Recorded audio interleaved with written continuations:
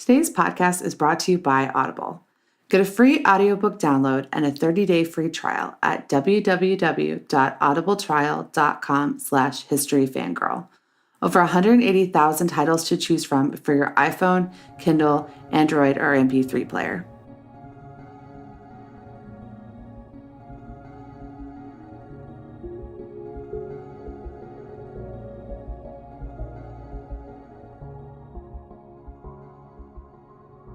My guest today is Greg Young. He is one of the co-hosts of the Bowery Boys, New York City History podcast. And we are going to talk about the very sad story of Penn Station, the old Penn Station. Hi, Greg. Hi, Stephanie. It's a sad story, but I've got a way to package this so it has a little bit of a happy ending. So by the end, people will understand, if they don't understand in the middle, why this is such an important story. Yeah, it really is. I mean, it's in the world of New York City.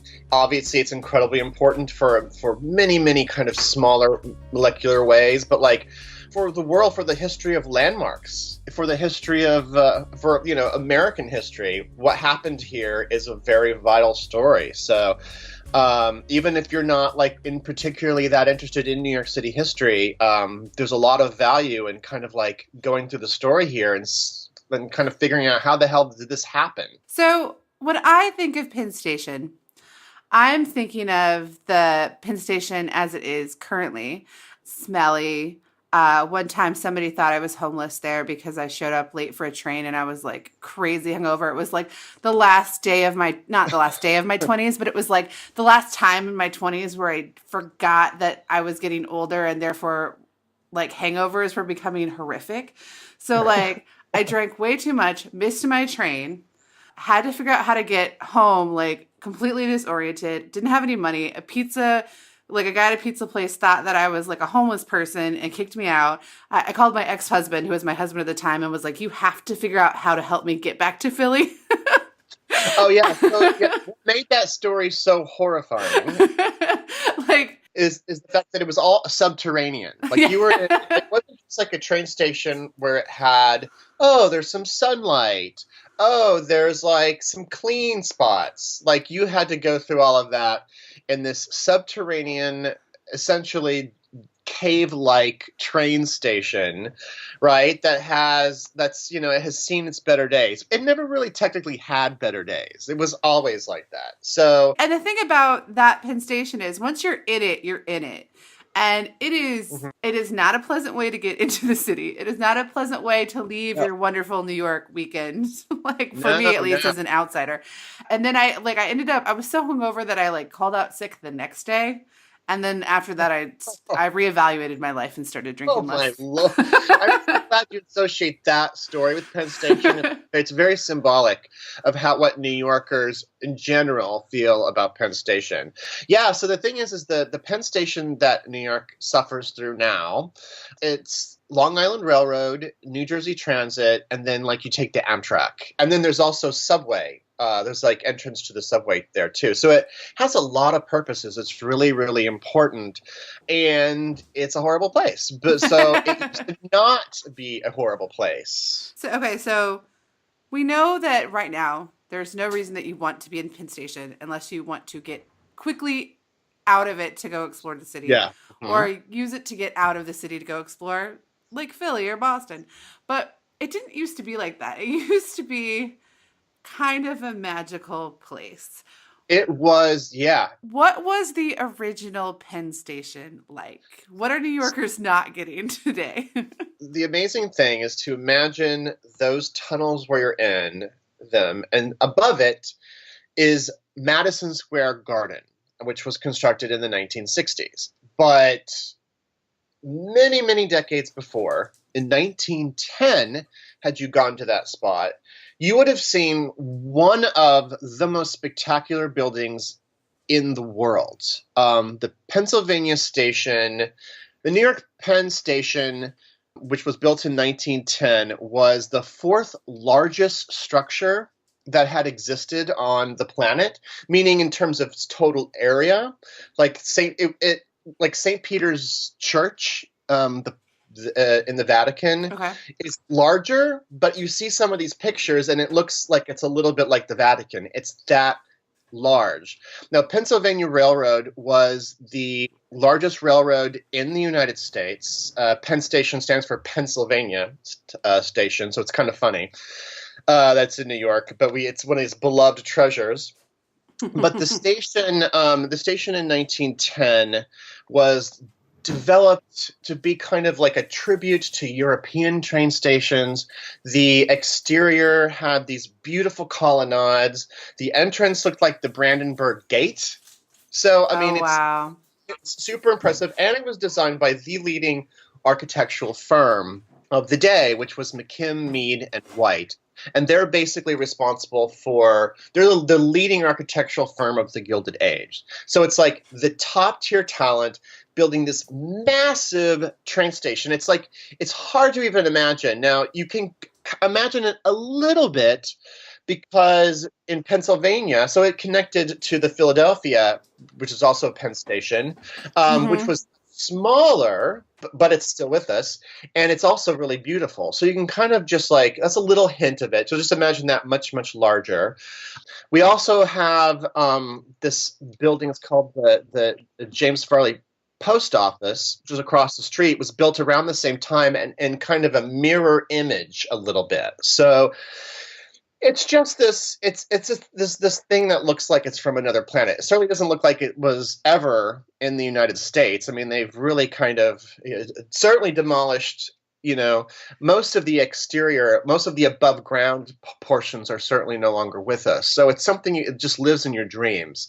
This glorious building that had like a shopping arcade with travertine marble, these gorgeous restaurants and dining halls, this absolutely breathtaking, almost cave-like waiting room. And then my favorite part was the concourse where you actually caught your train. And it was all just this beautiful steel and glass everywhere you saw. Like there was huge skylights because the architects, they wanted to bring in as much natural light as possible into a train station, which most people really did not associate with any kind of natural light. So the other interesting thing about this grand Penn Station is not only was it wonderful, but it capped off this extraordinary construction project that Penn Station did.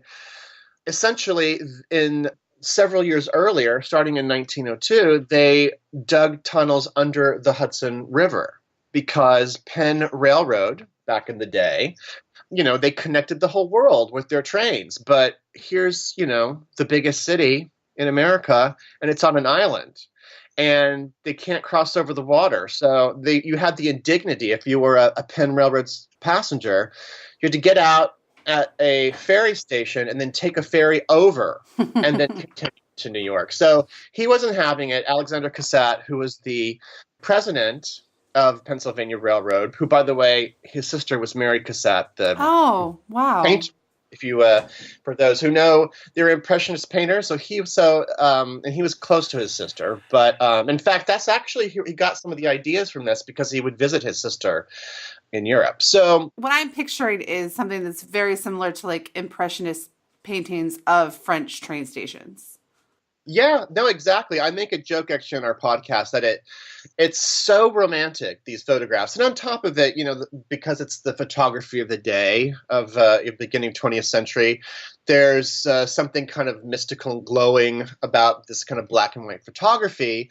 So it just makes it even more romantic. It looks like something from an old Hollywood film, it's just completely sumptuous. So I can just picture like Lily Bart in an Edith Wharton novel, like going to tea and then getting on the train there. oh yeah, I mean if you've been to Paris and at a train station or the Musée Hmm. d'Orsay, is that the name of it? Sorry, if I mixed it up, but they were designed to kind of look like that. So yeah, so it's proper to imagine yourself in a Henry James or Edith Wharton novel. I mean, I typically imagine my life as an Edith Wharton novel, so I feel like I would have been right at home there.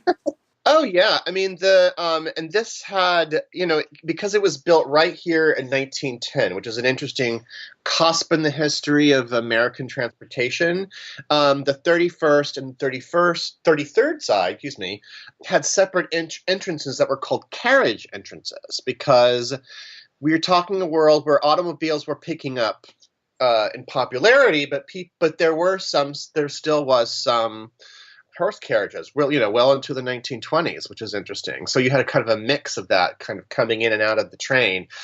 So yeah, it was sort of the height. It was almost like a trophy of sorts of this railroad company at the height of its powers. And also, what's sort of interesting is that it was constructed. So that was 1910 when it opened. Just a few years later, New York's other major train station, Grand Central Station, would be opened. And that was the competing railroad line. That was the New York Central, which was the Okay. Vanderbilts. That was their line. And so they had what the Vanderbilts had, what the Penn Station did not have, was because they kind of got in earlier. The Vanderbilts had the only way off and onto the island. So their tracks, they actually had a way out off, but they owned that. They were proprietary of that, so no one else could use those lines. So and those went down through Manhattan to get to that Grand Central. It was a depot, and when it was built in the 1910s, Grand Central Terminal or Grand Central Station. So those are the two main train stations, and they are both built within just a few years of each other. That is super interesting. I didn't realize it was such a competitive race. And also, so I did an episode with Ariel Vieira from Urbanist about the Brooklyn Bridge. And so much of that Oh episode yeah, is also just trying to figure out like how do you get things onto an island and why is this island the most important city in the country because it's just logistically so much more difficult than any other place in the country. and there are whole books devoted to the subject of like how do you solve this problem because the Brooklyn Bridge, that was the first passenger bridge that crossed the water. Although there had been like the High Bridge, for instance, which conducted water from upstate down to Manhattan. That was built in like the 1830s. But yeah, New York, was the growth of New York was not planned in the same way that other cities are planned. I mean, they eventually, got their handle on it, but it was already already developing into this international city by the time they made these sort of grandiose plans. So, yeah, it is sort of funny to think how that's what makes New York City real estate so valuable, as it seems to be so crammed onto this one island and seems to have this sort of outsized importance. And so people have like for decades and centuries tried to bridge and tunnel their way here. So we're at the beginning of the 20th century. We're standing in this Mhm. beautiful French stream on this island. What Mhm. happens that it goes from that to something that anyone is even considering destroying? I know. I mean, it sounds. It It's sounds like a just. nightmare. It's. And I think that there's a kind of two things happening, and one of them is just this general notion that these types of beautiful buildings would ever go away. I mean, there were no protections for buildings, and also what also made this an extra more difficult situation, which we'll get to, is this is a private company. It's not like New York City Hall. Which was a government building. If someone wanted to tear it down, there might be a certain kind of outrage, but this was always a private building. So that's what sort of makes it a little bit like it was. There was always a fear that anything that's private could technically be torn down before the 1960s. Now, it's interesting because they built these train stations, a little bit over 100 years ago. They thought that rail travel was just going to kind of continue as it was because what these companies saw, is they saw one competitor, and that competitor was the automobile. But in 1910, automobiles were novelty, and they were incredibly inefficient. And they might take some of the competition, but they could not have possibly imagined what was about to happen, which was not only did the automobile become very popular, but more importantly, those roads that automobiles traveled on got better. Because that was another thing. Railroads were like, well, we own our roads, we maintain our roads. They're always going to be, our tracks are always going to be maintained, but how are automobiles going to get around past like just driving around your local city or whatever? So, it didn't seem like there was much of a threat, but by the 1930s, especially with the Great Depression, a lot of this long distance train travel became a lot more expensive. It soon became cheaper to own a car by the 1940s and 50s. And then, of course, the thing that really kind of puts a nail in their coffin is the airlines, is flights. Because now not only was it expensive to travel long distance, but it took a lot of time. And so once airline travel got up to speed, and indeed once it became glamorous to fly on airlines, why would you want to ride a train? The other big thing in this, it's not just human passengers, but it's also freight, because a lot of these companies like New York Central and Penn had a lot of their finances tied into the transportation of freight. So this changes too in the 20th century as as the highway system gets further developed, as developments in container shipping, as that changes cities across the country in so many various ways. But one of the side effects is that it takes a lot of business away from the railroads. So what happens is the railroads only then have a couple key sources of income, and one of them is commuter traffic. So when they built Penn Station in 1910, they wanted they expected people would come into Penn Station, get on their trains, and go out to, Las Vegas or Los Angeles or Chicago. Like they would be going on like long distance journeys. But by the 1930s, most of the people who came into Penn Station were just going to Long Island, because it was commuter. Like people now were using the trains to like travel close distances. So because of all of this, the railroads eventually ran out of money. These two companies actually eventually merged into one. They called it Penn Central. And but the stations were quickly sort of like quickly became obsolete. These railroads had no money to kind of keep them maintained, so these huge spaces would obviously all of a sudden be kind of disgusting. No one wanted to go in them.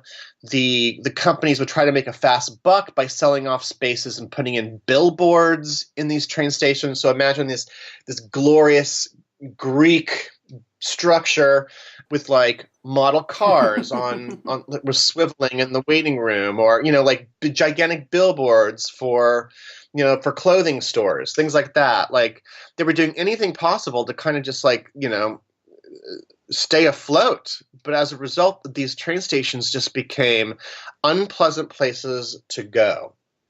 So Penn, near the end, they needed to have a station because they were still making some money because of commuting, but they didn't need this grand station.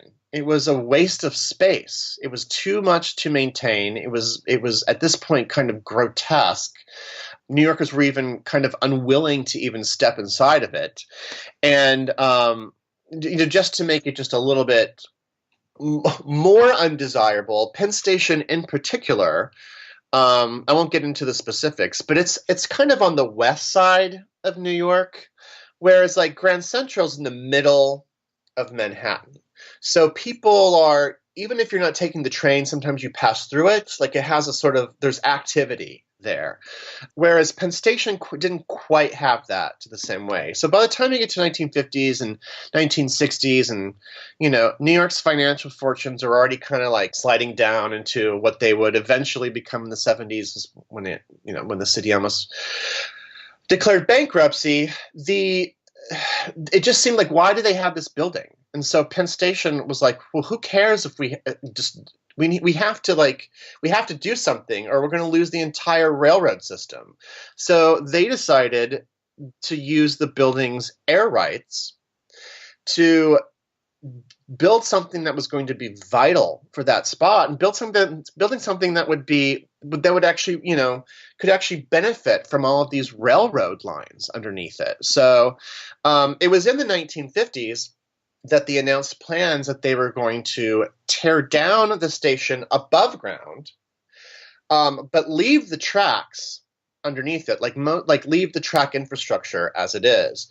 But when they tear it down above ground, they were going to replace it with another building. And after a couple proposals, they found a partner with New York's leading entertainment venue, which was Madison Square Garden. And that had been in another place, up in Hell's Kitchen in the 1950s. But they were looking for a new spot. They wanted a brand new high-tech venue space. So they partnered in the 1950s. And by 1960, Penn Station's fate was pretty much sealed. During the time when it is actually being torn down, what's the reaction from the city?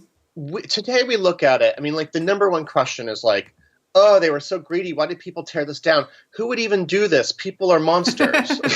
There's such passion because this building was so beautiful, and it just seems so dreamlike, and just like one of the greatest pieces of architecture the city's ever seen. Why on earth would you tear it down? But the fact of the matter is, there was not a landmarks commission quite yet in place. People were already, the city was already galvanizing itself to come up with ways to protect buildings by this time, by the early 1960s. And you had other things that were going on, like you had Robert Moses building highways through the city. You had a lot of factors going on, and you had concerned citizens saying, okay, our city's being torn in half to be upgraded for the 20th century, but there are parts of this city that really make the soul of New York City, and we need to be able to fight for those things. But these types of laws were not on the books when Penn Station was torn down. The other interesting thing, not to indict, the citizens of New York City in the early 1960s, but it was a mixed bag of emotions, because most New Yorkers didn't use this building. They didn't walk through it. It was unattractive. It was just murky. It hadn't been cleaned in a while. It just looked. One description called it a mausoleum. It did seem like an incredible amount of space was being wasted at this time in New York City, where brand new architecture, brand new buildings were being constructed. Just down south, as Penn Station's being pulled down, further south, they were beginning construction on the World Trade Center, which was this new symbol of architecture. So people were really focusing on the new, and on ways that New York could retain its sort of economic power. And so Penn Station didn't symbolize that at all. It symbolized the old way of doing things. Then on top of it, a lot of people were resigned to it, because again, it's back to the idea of this is a building that's owned by a private company. What can we do? We use this building, but we don't own it in any way. And so there was a little bit of helplessness to it as well. But not to say that there weren't people who fought back. There definitely were. It was sort of a still small voice compared to what might happen today. For instance, if before Twitter. Before Twitter, there would be today. If Penn Station was ripped down today, there would be a leading trend would be a hashtag Save Penn Station. That is true. But today we live in the aftermath, the evolution of something that started in this period, which is this idea of architecture being important to the life of the city.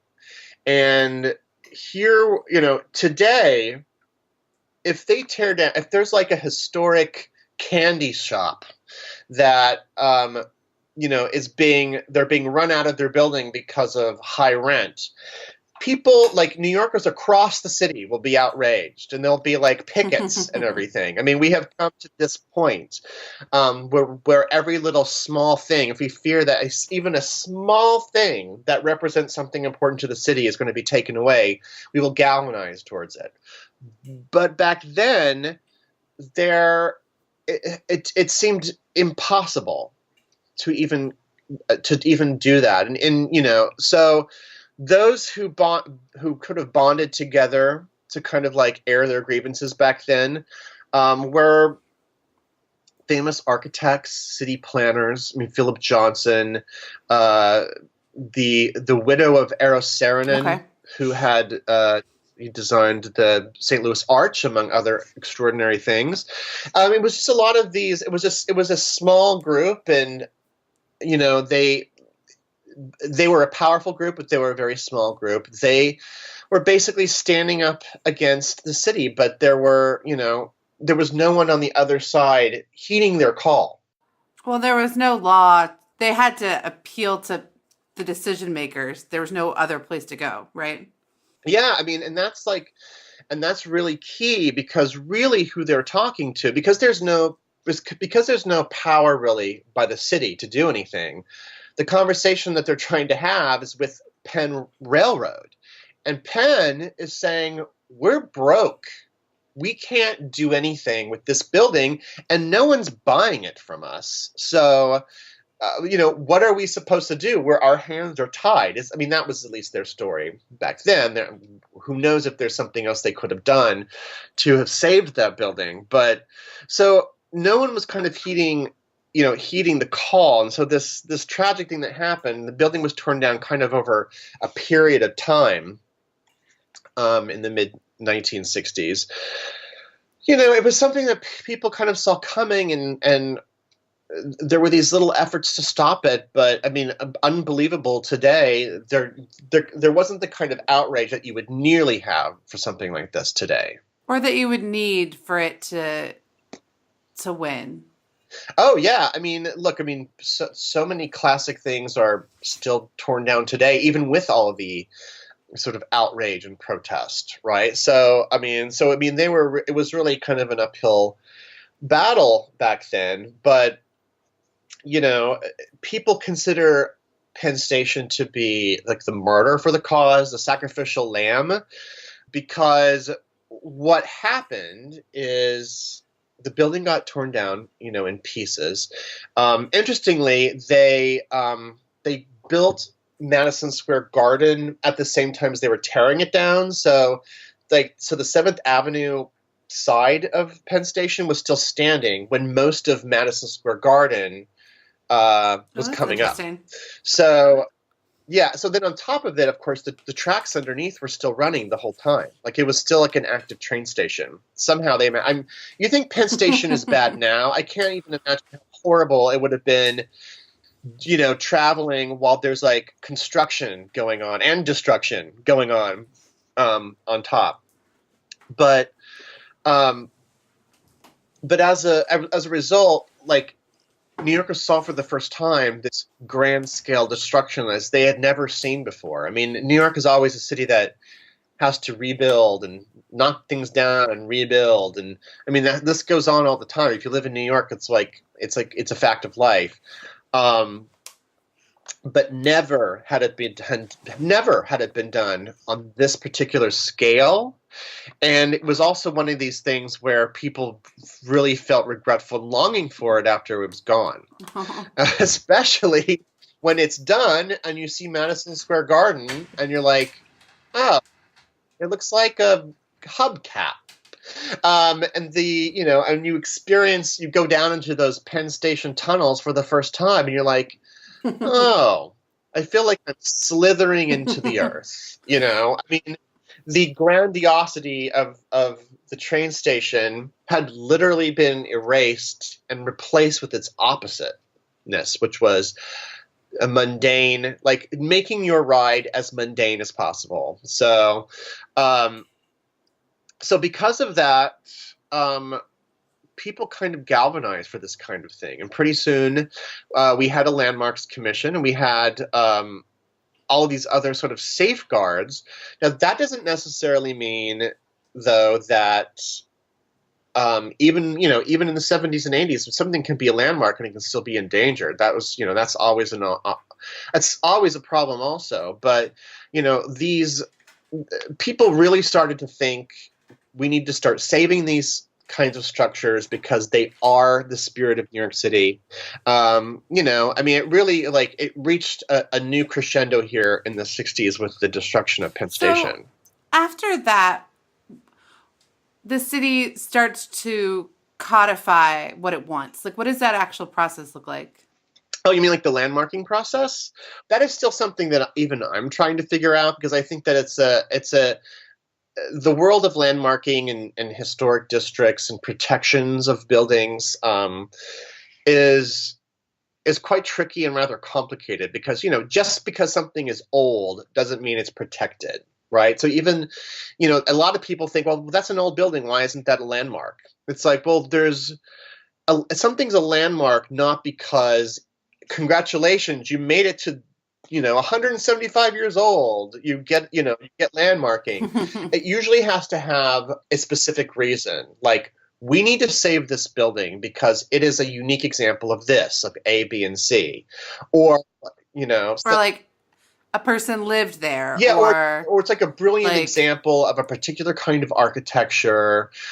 Or it's just like, oh, this is like an astounding example of this form of housing, but you kind of mean it in a collective sense. So that's why a lot of historic districts exist, because it's like it's an outgrowth of like not just that this one particular building is important, but it's the idea that like we need to save things as they are from this period because this is part of the identity of New York City. And and also like there are certain types of older architecture that are just more highly valued now, and because they do say something about our city as well. And I think that's another key, what you mentioned. If someone important was born there, if an event happened that was of significance in that building, I mean, those are reasons to save buildings. And there's more, especially with a place like New York City, which is important to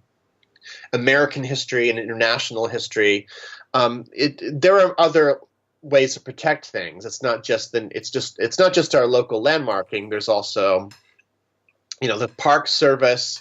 There things can be turned into monuments, like Stonewall, for instance. The Stonewall area was just recently turned into a national parks monument. But then there's federal protections, and then there's also state protections. So there's just a whole network of different kinds of things now. But and some of these were certainly in play in some degree in the 1960s. And and these types of struggles have happened in other cities, but Penn Station is definitely the example that people point to as kind of jump starting the sort of movement, but also instilling in the public the notion of the importance of landmarks. So you are an expert on New York City history, and you've dedicated a good chunk of your life to it. Besides Penn Station, are there any other places that are lost now that you wish either were still around or that you had at least gotten to see? Oh, boy. I mean, so the funny part about that as a question is that a lot of the things that if I could go back in time to see, there wouldn't be places that are necessarily, nice. There wouldn't be places that are like, oh my God, that's so awesome. In fact, it's usually the opposite.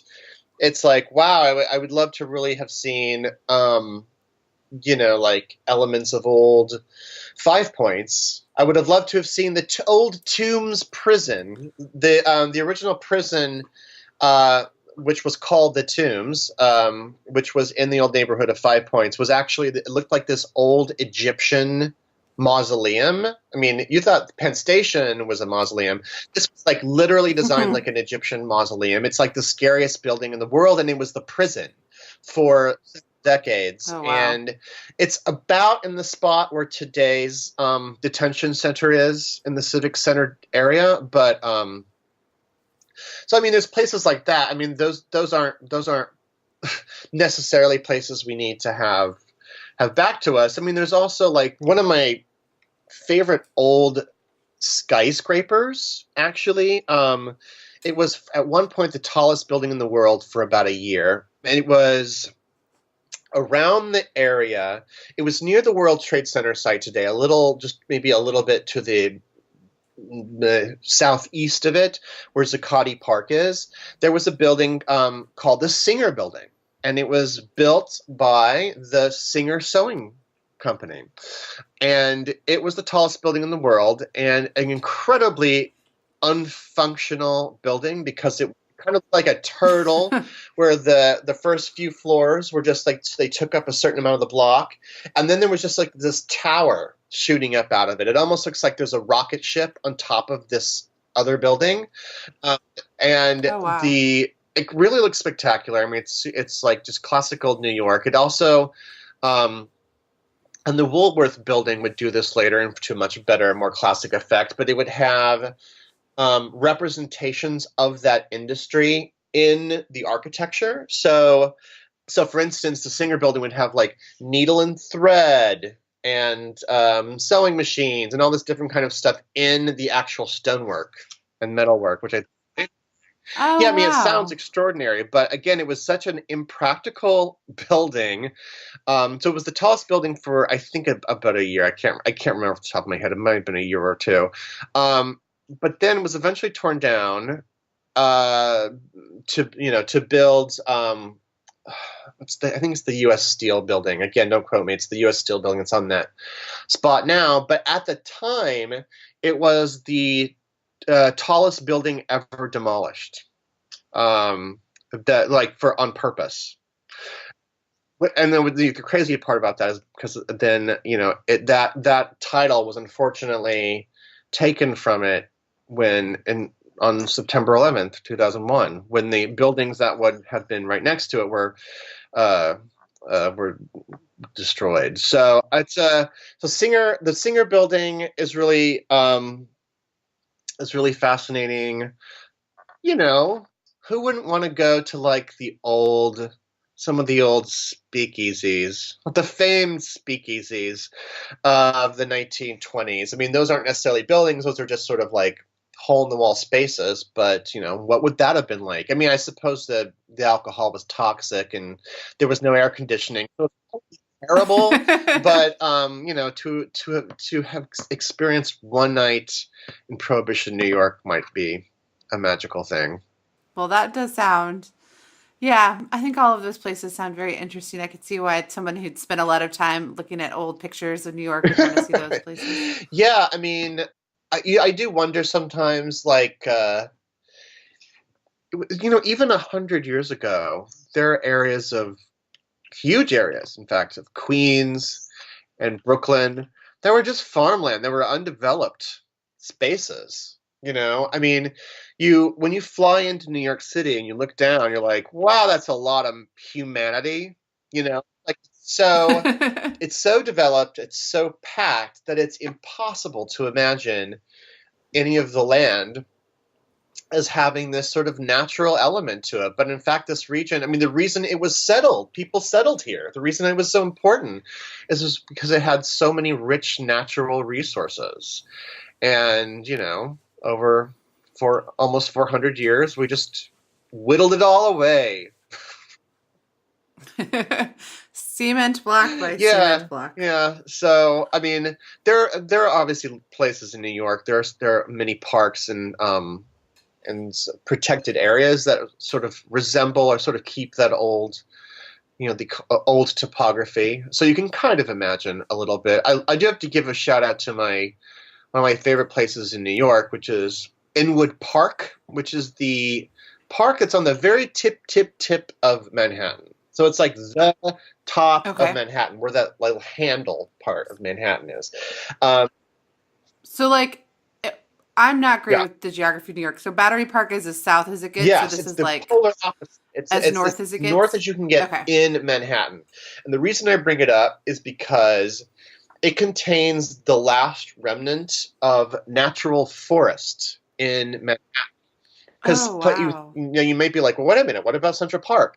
Central Park is all sculpted. It was all sculpted. Like it's a that's what makes it kind of this incredible masterpiece of engineering, is that it was all built from scratch. But Inwood Hill Park retains some of the original topography and the flora, the trees are the original forest of the area. And although it's obviously developed all around it, you can wander through there and pretend you're you're a Lenape or a first settler, anything like that. But yeah, I mean, there are places, but yeah, there's always going my with my job. I'm flipping through so many old images every day, and I get to travel back in time every day, which is a great perk of my job. Well, so if somebody wanted to find your work, why don't you tell us where they can find you? And then also, I want to hear a little bit about the book that you guys wrote. Oh yeah, so the Bowery Boys New York City History podcast is available wherever you can find podcasts. So iTunes, Stitcher, wherever you like them. Just Google the words Bowery Boys and it should pop up. We have an exhaustive number of shows. We've been doing this for almost 11 years. Wow. And we have still opted to kind of keep all of our shows up because if you were to listen to all of the shows, it's an education on New York City history, and things relate to each other so much. Like for instance, like I just told you, like this week's show, we're talking about the history of Grand Central, but from a unique perspective that involves Penn Station. So all these different stories kind of connect with each other. So we have all of those shows up because there's an interweaving amongst them all to tell this grander story. So you can find that podcast in all the places that you find your podcast. Then we have a website with like hundreds of stories up, New York City history stories with a great number of images that you can just kind of get lost in.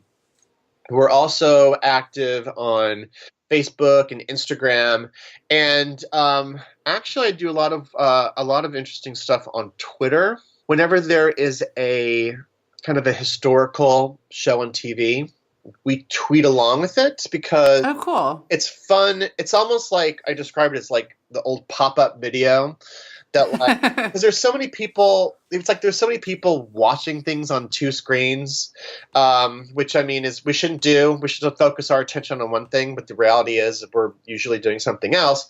So I thought, well, why not just make it like a kind of reaction to what they may be watching? So anytime there's a show like was Mad Men, Boardwalk Empire, that kind of thing, I sort of tweet along like little facts that kind of relate to the show. They're not spoilers to the plot. They're just sort of like history things. So I've been doing that for the past few weeks, and we'll continue to do it for the next few weeks for this TNT show called The Alienist, Okay. which is set in it's a murder thriller mystery set in 1896, and it's like they do a despite the fact that it's filmed in Budapest, I think they do this extraordinary job of finding places that look like they're in old New York. So the location scout on that deserves props because you could have fooled me in some of it. So we're highly active on Twitter. That's Bowery Boys. And we are also in bookstores. So a year and a half ago, we released our first book called The Adventures in Old New York. And you can get that wherever you get your books, and Amazon and Barnes & Noble and all that. And essentially, it's just kind of a fun way to experience the city. You don't have to you don't have to even be in New York City.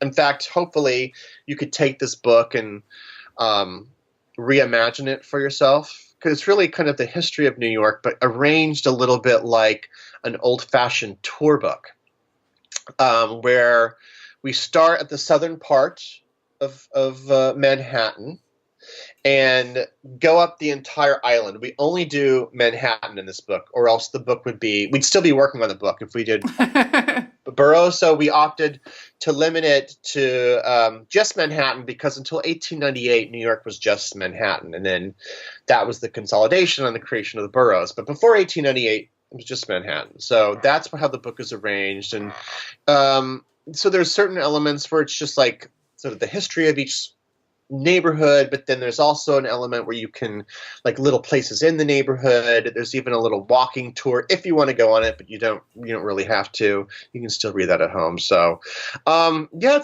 it's a really fun book, and there's a ton of pictures, which is also nice. So go out and get that. I think that, like, if you like history at all, I mean, the funny thing, you could also kind of use it if you're coming to New York just for traveling. Actually, it would be a good companion, even if you're not necessarily into history. But if you like New York City, it's kind of a good thing. You could just sort of like go through it, mark some things up where close to staying or visiting. And hopefully, if somebody is this deep into this episode, they either like New York or like history, or they're planning on coming to New York. Oh, I hope so.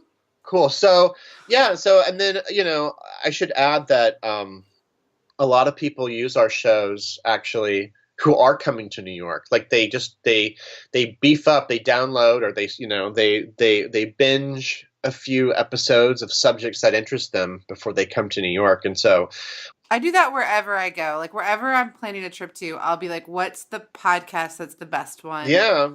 And then, like, a few weeks ago, we did an episode about Bangkok, and it was with the host of the Southeast Asian History podcast. And then when I got to Southeast Asia, I would have been lost without his podcast. Brilliant. I needed it so bad. So I highly recommend, if people are going to New York, download your podcast. But also, that is just a good technique for when you're traveling, is to find the podcast about that place. I think so. If for no other reason, is that then, like, as you're traveling, you can just listen to that podcast and it just it's excited, great.